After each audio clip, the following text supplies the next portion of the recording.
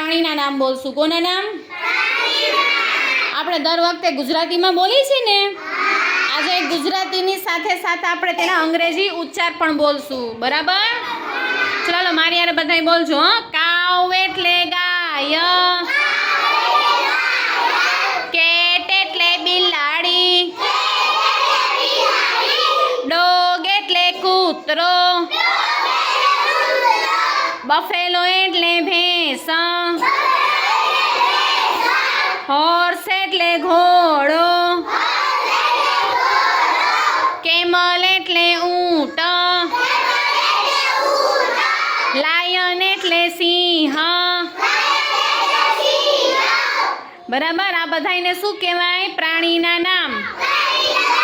પણ કેમાં આપણે આજે બોલ્યા? અંગ્રેજી ઉચ્ચાર સાથે. હવે બધાય વેરી ગુડ. ચલો બધાય તાળી પાડો.